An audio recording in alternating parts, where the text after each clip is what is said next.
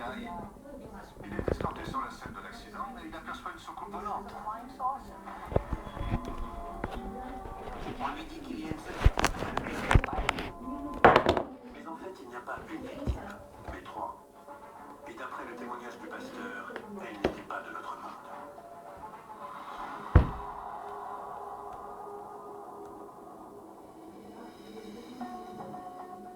Le révérend accomplit tout de même son rituel. Ça se passait comme ça à l'époque. On administrait les derniers sacrements aux victimes.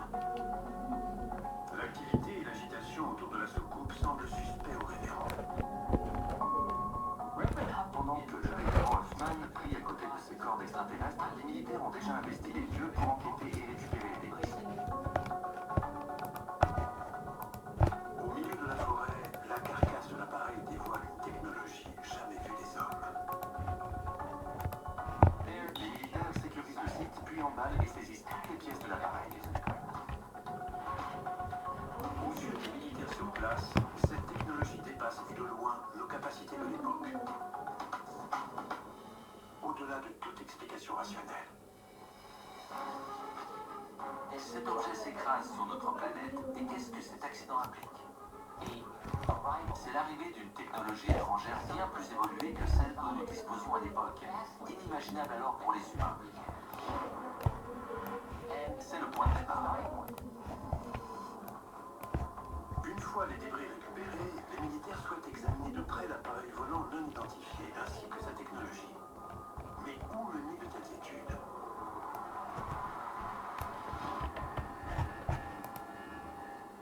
D'après certains dossiers du MUFON, une partie de ce matériel aurait été envoyée à l'université de Purdue, lieu de concentration des plus brillants cerveaux américains.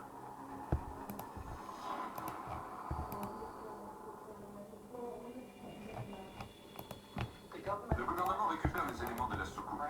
Et où se trouvent les meilleures infrastructures pour effectuer des recherches sur ces débris? À Purdue. Un étudiant en ingénierie de Purdue aurait été accosté par un officier du gouvernement qui lui a alors confié des éléments de l'appareil. L'officier lui dit que l'engin est d'origine étrangère et qu'il a été intercepté.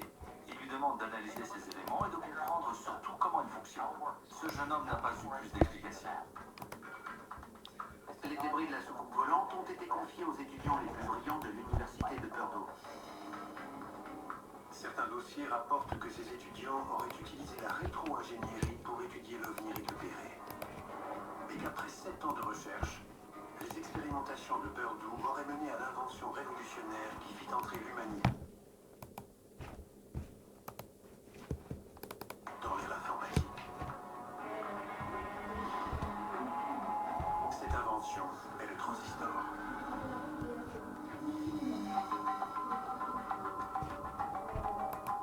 Est-il possible que de nombreuses avancées technologiques humaines aient été réalisées grâce à la rétro-ingénierie effectuée à partir des décombres de cette soucoupe volante? Le MUFON ouvre ses dossiers pour vous. Le MUFON, Mutual UFO Network, au réseau mondial d'études des OVNI, est une organisation indépendante qui n'est rattachée à aucun gouvernement. Sa mission consiste à étudier des rapports venus du monde entier signalant la présence d'OVNI.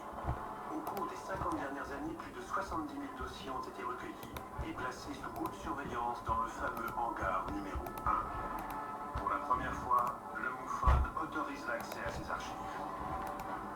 Voici les dossiers du hangar numéro 1.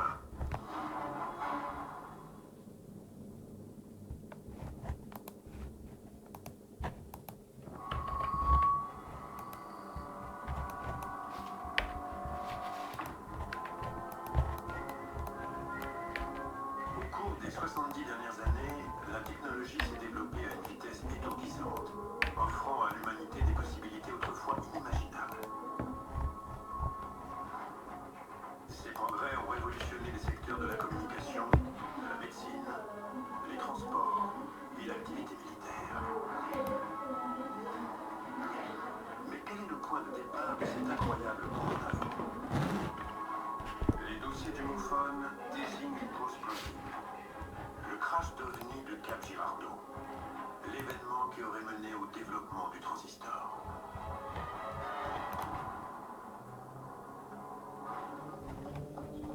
Le transistor est un composant aujourd'hui il est utilisé dans la plupart du matériel électronique. Son rôle est d'amplifier les signaux. Avant le transistor, nous utilisions des tubes électroniques. C'est pourquoi les téléviseurs étaient à l'époque si énormes, tout comme les téléradios qui faisaient la taille de réfrigérateurs. La découverte du transistor ouvre un nouveau champ des possibles. Le transistor a permis une miniaturisation des composants électroniques qui semble assez banale de nos jours. À l'époque, un ordinateur occupait toute une pièce. Aujourd'hui, nous détenons la même puissance dans un simple smartphone.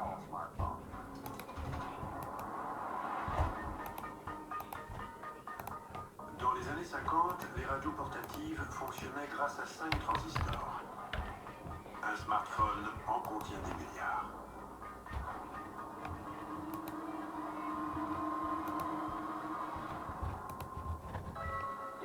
Il est intéressant d'observer les évolutions technologiques depuis les années 1940. L'informatique, Internet, les portables, les centrales nucléaires, les voyages dans l'espace. C'est exceptionnel.